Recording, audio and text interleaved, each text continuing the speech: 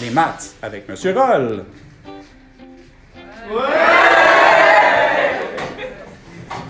Bonjour. Maintenant, nous allons voir comment calculer l'aire de certains triangles qui sont des triangles qui ne sont pas rectangles. On va commencer par un exemple. En fait, il y a deux types de triangles non rectangles où tu vas avoir les informations. Je vais classer en deux types. Donc, ça, c'est le type 1 que je vais appeler. Il ne s'appelle pas vraiment comme ça dans la vie. Et les types 1, c'est quand je connais dans un triangle quelconque deux angles et un côté. Okay? Et ça, je vais appeler ça la méthode sin-costant. Tu vas voir pourquoi tantôt.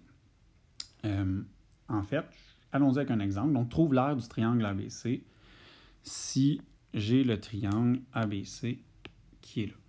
Okay? Donc, dans ce triangle-là, ici, j'ai trois côtés. J'ai effectivement, dans tous les triangles, j'ai trois côtés, mais j'ai un côté de 5 cm et j'ai deux angles, un de 45 degrés et un de 22,5 degrés, qui manque d'ailleurs la petite touche d'angle comme ceci, qui n'est pas là. Je ne sais pas pourquoi. Donc, 22,5 degrés. Et quand un triangle de ce type-là, en fait, l'idée pour aller trouver l'aire du triangle, c'est qu'il faut que tu fasses base fois hauteur. Ça n'a pas changé. Et pour faire base fois hauteur, il faut que je réussisse à trouver la base et la hauteur. En fait, présentement, pour trouver la hauteur, on peut se créer un triangle et faire de la trigo. C'est-à-dire que si je crée un triangle où j'ai mis le D présentement, que je fais une hauteur dans ce triangle-là, je viens de créer deux triangles rectangles parce que je ne peux pas faire de trigo si je n'ai pas de triangle rectangle. Donc, dans le gros triangle qu'il y avait là, je ne pouvais pas faire de trigo. Maintenant que j'ai fait une hauteur, je peux faire de la trigonométrie dans ce triangle-là ou dans ce triangle-là au choix. Et là, ce qu'on va aller faire, en fait, c'est trouver ce qu'on a à chercher. Là, on s'entend que notre but, c'est d'avoir base fois hauteur divisé par 2.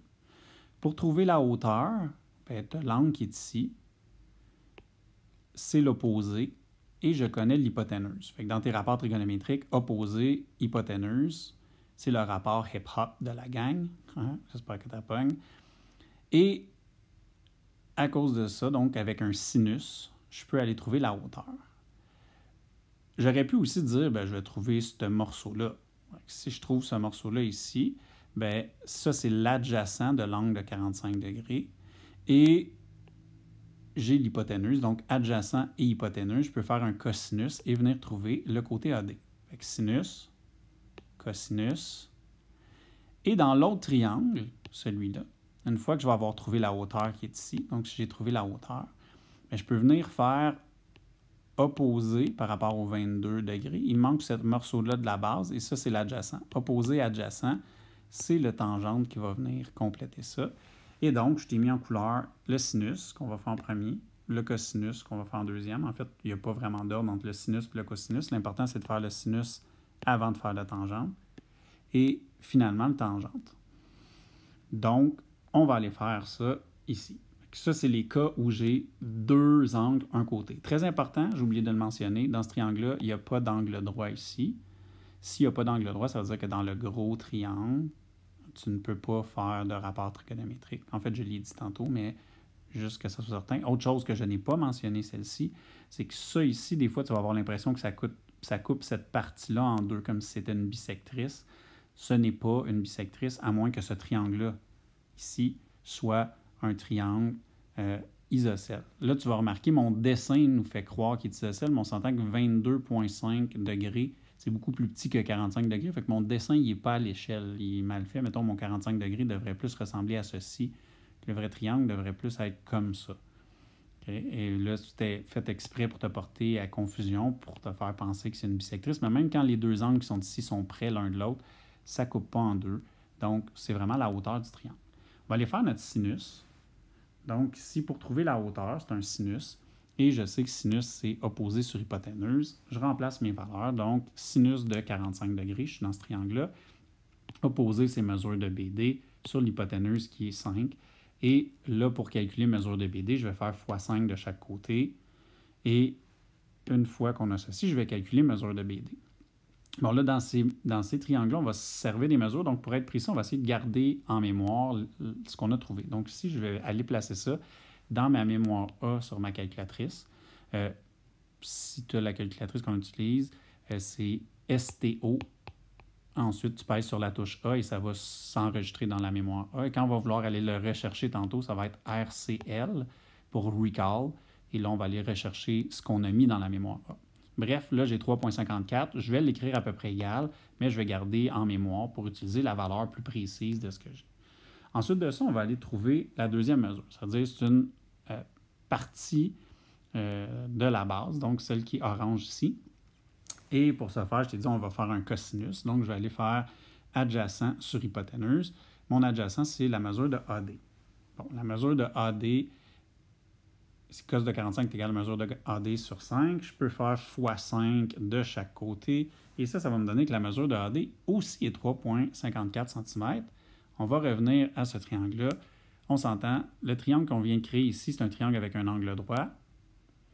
Et si ça, c'est 45 degrés et que ça, c'est 90, ça veut dire que ça, c'est 45 degrés aussi. Donc, le triangle qui est dessiné ici n'apparaît pas. Même chose, mon dessin n'est pas à l'échelle.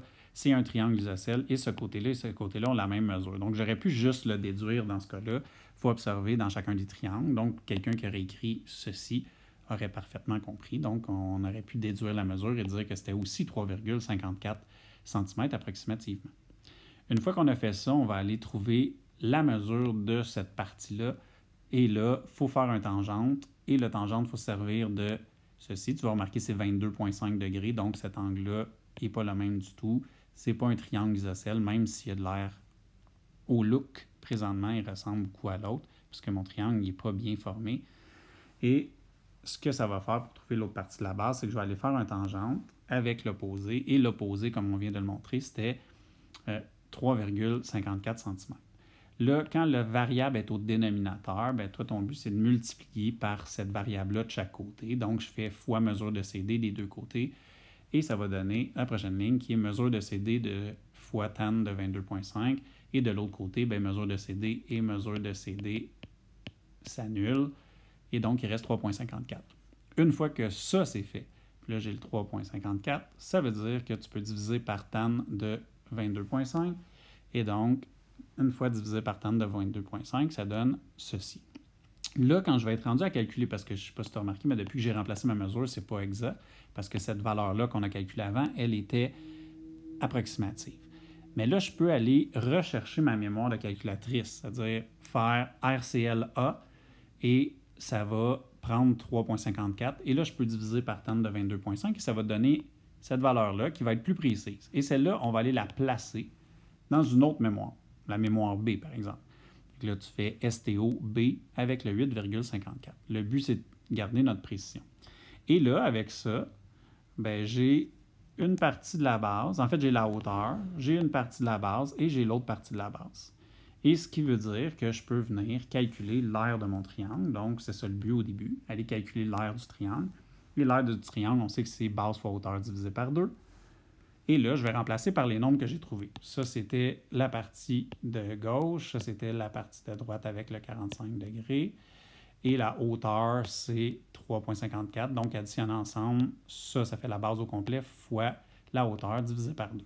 Et là, pour le calculer, je vais aller prendre mes mémoires. Fait que je vais prendre mémoire B, mémoire A. Je vais les additionner ensemble.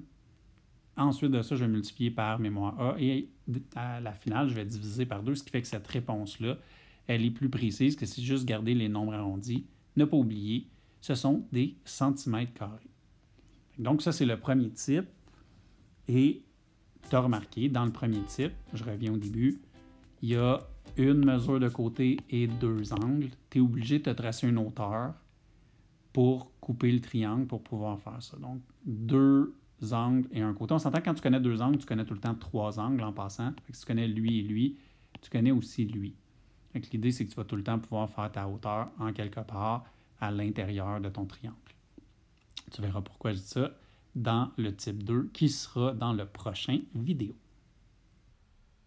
Oh, j'espère que le type 2 a beaucoup moins d'étapes.